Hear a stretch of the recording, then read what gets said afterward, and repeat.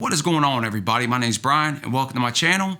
Today we're going to take a look at this Kobalt 7 1/4 inch sliding miter saw.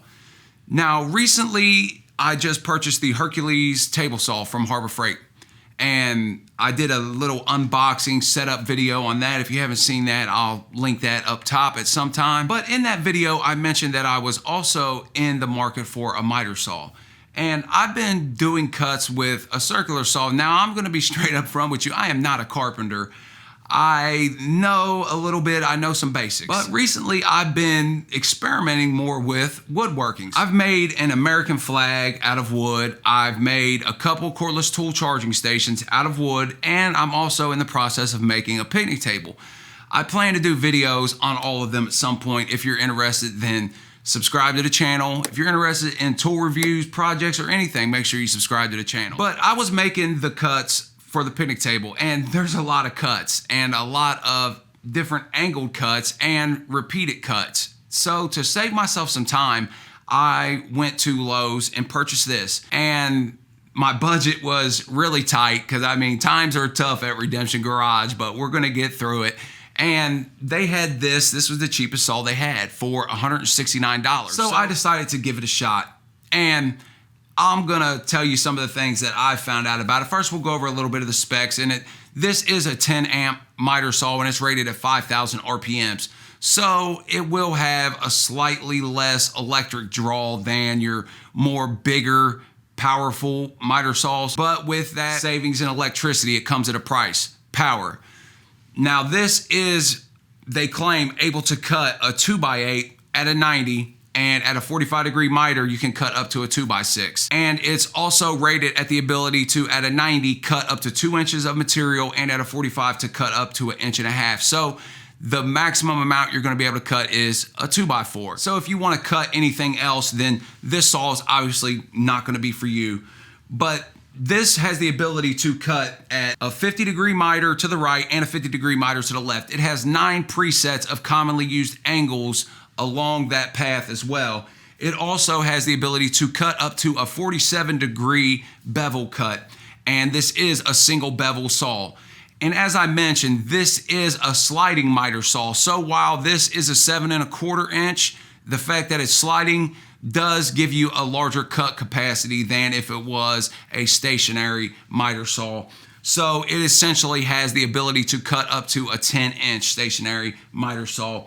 But as I said, I had been using this a little bit, and it does come with a laser guide. But if you're out in the daylight and it's a bright day, you cannot see that laser. I have to shade the area that I want to cut to be able to even see the laser. If you're cutting indoors, it's a pretty bright laser. You can see it pretty well. So you may want to keep that in mind. And also the laser is adjustable, so you can adjust it to the right, to the left, and adjust the angle of it. Now, I don't have any 2x8s here to cut, but I do have a piece of 3/4 inch plywood that I've cut down to 7.5 inches. So we're gonna cut that, and as you can see, no matter what I've done, I've tried to adjust this. It just is slightly off in the cut when it's at its maximum amount. When you cut a 2x4, it seems to cut it pretty close.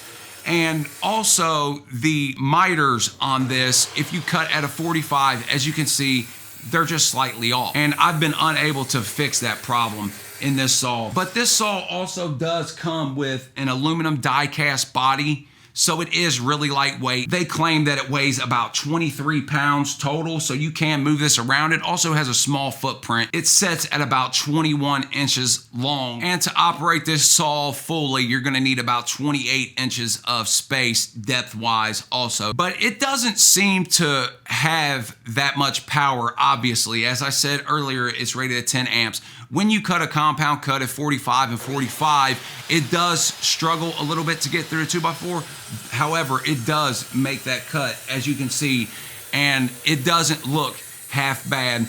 This does include a saw blade, a 42 saw blade with this, so that's one less thing you do have to purchase if you decide to buy this miter saw. This also comes with a bag that it attaches in the back to catch some of your sawdust, and it does a pretty good job at catching the sawdust. The bag also unzips to allow you to dump that sawdust out, so it makes it a little bit easier to remove it all. Overall, I don't think this is a bad saw.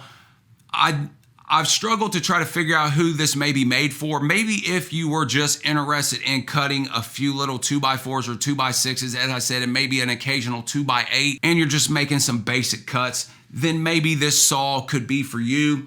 However, when you look at the price of this, $169, what can you expect for that price? Well, when you look at the Harbor Freight miter saws, for instance, the Chicago Electric at about $160, and then the Admiral at about $179.99 with a coupon. Now, granted, those do only come with a Harbor Freight 90-day warranty, and with this saw, you will get a 3-year warranty, so you may want to take that into consideration. But the fact that you can get a 12-inch miter saw for essentially the same price of this saw, I'm going to tend to lean more towards the 12-inch. Do I need a miter saw that big? Maybe, maybe not, but in my opinion, when I'm looking at buying a tool, I want to get the most out of the tool as I possibly can. I would rather have the ability to do something and never have to do it than to not have the ability and need to do it. So I think that I'm going to return this saw and just maybe go with a different miter saw. I don't know which one yet. I'm going to research more into it, but I gave this a shot and I thought if it works pretty decent, then I'll keep it. It does work okay, like I said, but I just don't have a use for it. I think, like I said, I'm going to go with something different. If you were looking at this saw and wanted something smaller, and the fact that it only has a 7 1/4 inch blade, you're able to use your circular saw blades on this, so you don't have to spend more money on a blade. That may be something that you want to take into consideration.